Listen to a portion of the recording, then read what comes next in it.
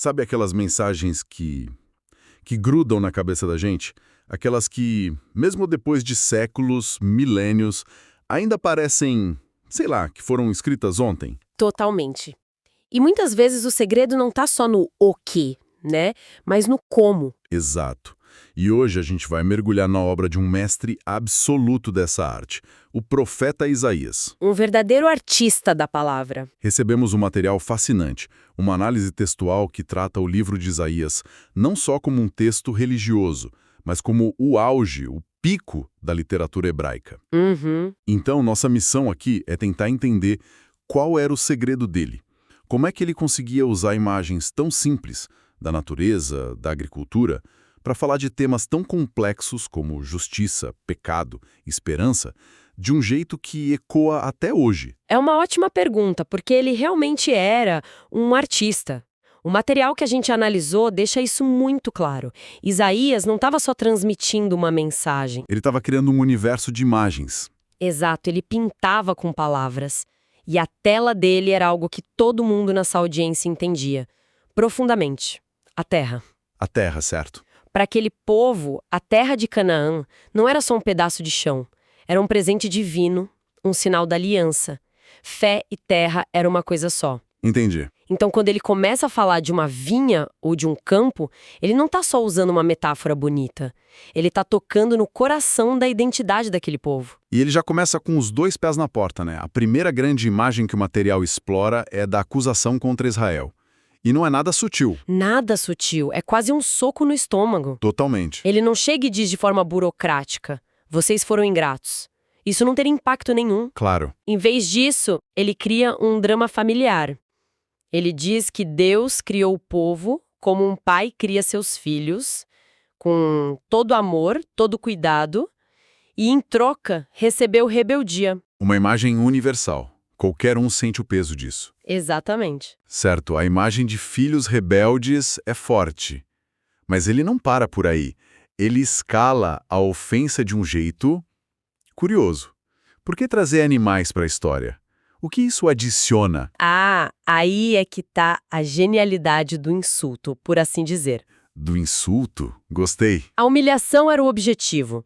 Naquela visão de mundo, ser colocado abaixo dos animais em lealdade e discernimento era o fundo do poço. Nossa! Ele diz que um boi conhece o seu dono, um jumento sabe onde é alimentado, mas o povo de Israel não. É chocante. É muito chocante. Um animal de carga, movido por instinto, teria mais gratidão e sabedoria que o povo escolhido. A imagem foi feita para chocar mesmo, para fazer todo mundo parar e pensar: como a gente chegou a esse ponto?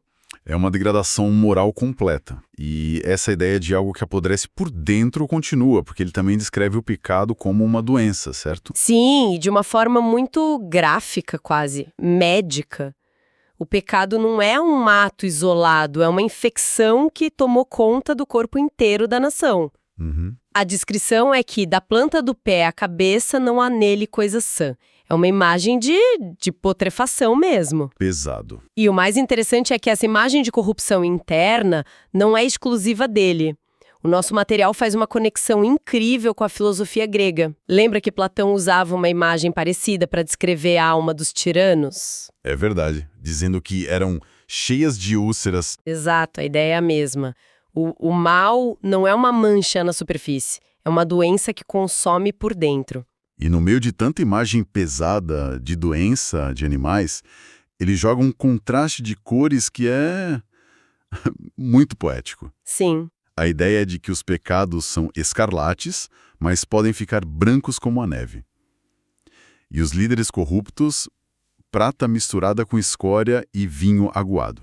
É uma sequência brilhante. Ele torna falhas morais que são abstratas em coisas que você pode ver e tocar. Sim. Todo mundo sabe o que é prata impura ou vinho aguado. São versões fraudulentas que perderam seu valor. Certo. Mas o que é genial é que, junto com a acusação, ele já apresenta a solução.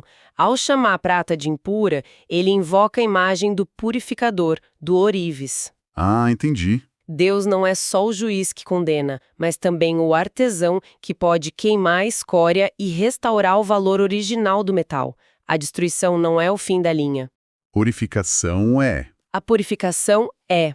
E essa ideia de algo que foi criado para ser bom, mas se corrompeu e que precisa de uma intervenção drástica, me parece a ponte perfeita para a imagem talvez mais famosa de Isaías, que é a da vinha, não é?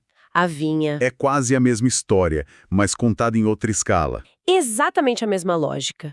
A parábola da vinha é uma obra-prima. É uma história de amor que termina em tragédia. Boa definição. Ele descreve Deus como um viticultor apaixonado que faz absolutamente tudo pela sua vinha, que é Israel. E cada detalhe do cuidado tem um significado. Vamos detalhar isso, porque é fascinante. O primeiro ponto é o lugar. Um outeiro fértil. Sim, a melhor localização possível. Simboliza as vantagens naturais geográficas de Canaã. Certo. Depois, ele cerca a vinha com uma sebe, uma cerca viva. Isso representa a proteção divina, as barreiras que guardavam a nação. Tá, proteção. E ele limpa as pedras. Que é uma metáfora para a remoção dos povos idólatras que poderiam corromper a fé de Israel.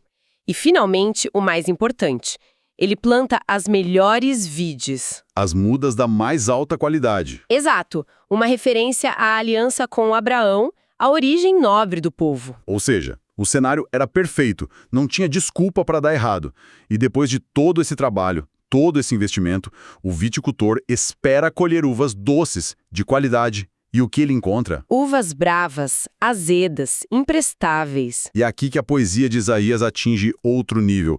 O material fala de um jogo de palavras, né? Sim, que no hebraico original devia ser demolidor. Ele diz que Deus esperava por mishpat, que é justiça, mas em vez disso encontrou mispat, opressão. Nossa, o som é muito parecido. É muito parecido. E continua. Esperava por tzedaká, que é retidão, e o que ouviu foi tseaká, o grito das vítimas. Uau. O som das palavras cria um eco irônico, trágico. A colheita foi uma versão distorcida e amarga do que deveria ter sido. Nossa. E essa lista das uvas bravas é bem específica, né? Ele não está falando de pecado de forma abstrata. De jeito nenhum. Ele está praticamente lendo uma lista de acusações contra a elite da época. Cobiça, bebedeira, arrogância. Parece a manchete de um jornal de hoje em alguns casos. Totalmente. Ele fala da ganância dos ricos que compram casa atrás de casa até não sobrar mais espaço para ninguém, das festas regadas a álcool enquanto ignoram as obras de Deus, Da arrogância. de desafiar o próprio juízo divino e da inversão completa de valores, de chamar o mal de bem e o bem de mal. Eram problemas muito concretos. Então a punição não vem do nada, né?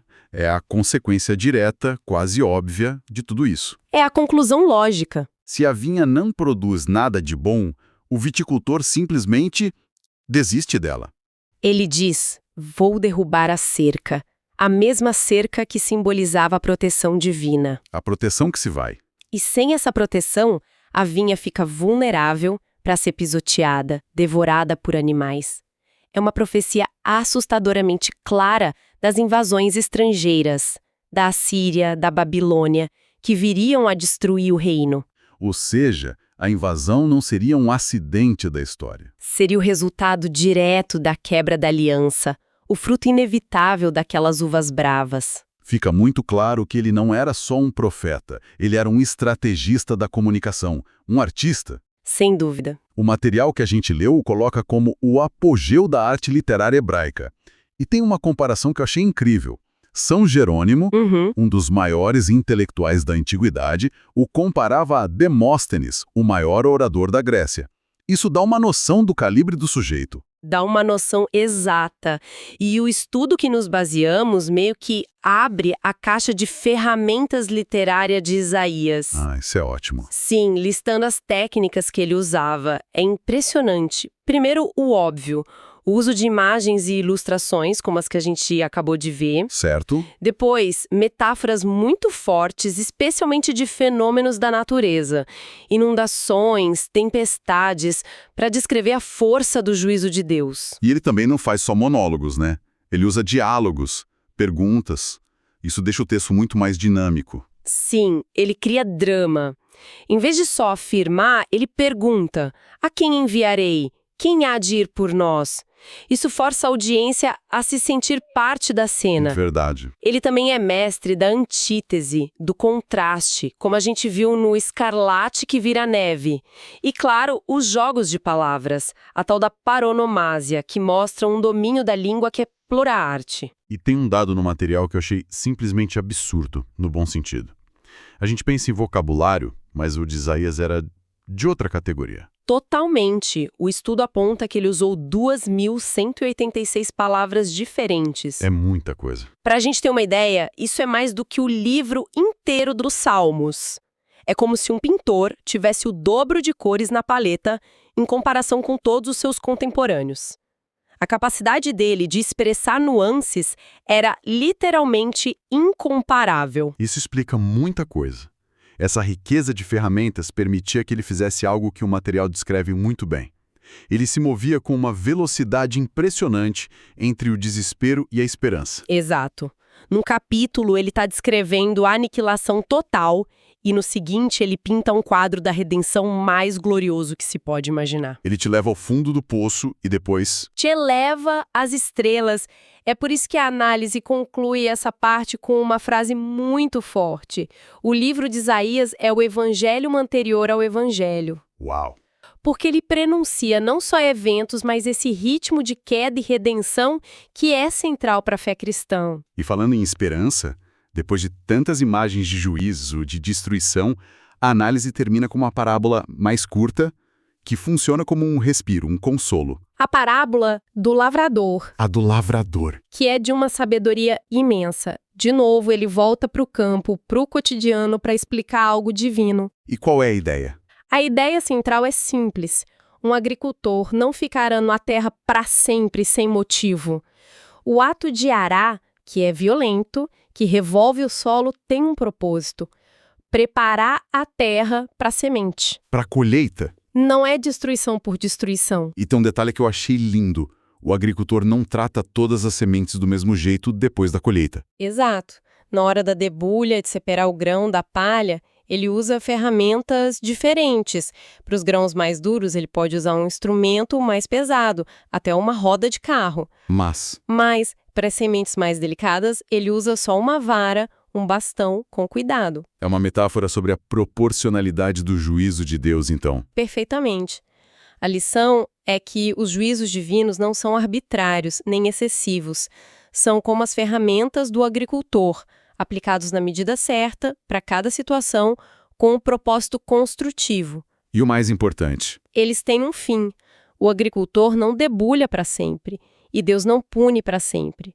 A disciplina, por mais dura que seja, é temporária e serve para preparar o campo para um futuro glorioso. é uma mensagem de um consolo profundo no meio de tantas advertências. Muito profundo. Então, no fim das contas, o que fica dessa nossa conversa é que a força de Isaías estava justamente nessa fusão. Ele conseguia pegar a mensagem mais elevada, mais divina, e traduzi-la usando a matéria-prima mais terrena possível. Uhum. Um boi, uma vinha, um agricultor, ele usava o chão que as pessoas pisavam para fazê-las olhar para o céu. Você resumiu perfeitamente. O material termina com uma citação de um autor chamado Valeton, que é brilhante. Quai? Ele diz que Isaías era um profeta que tinha a cabeça nas nuvens e os pés em terra firme, o coração nas coisas da eternidade e as mãos e a boca nas temporais. Nossa, que imagem! Ele vivia e operava nessa ponte entre os dois mundos, e é por isso que a sua comunicação era tão poderosa. Que me deixa pensando em uma coisa. Talvez essa habilidade de conectar o grandioso, o eterno, com as preocupações mais imediatas e concretas do dia a dia, como um agricultor se preocupando com sua colheita, seja a verdadeira chave para qualquer comunicação de impacto. É um bom ponto. Não só na antiguidade, mas hoje também. Será que não é isso que falta muitas vezes? Essa conexão com a terra firme?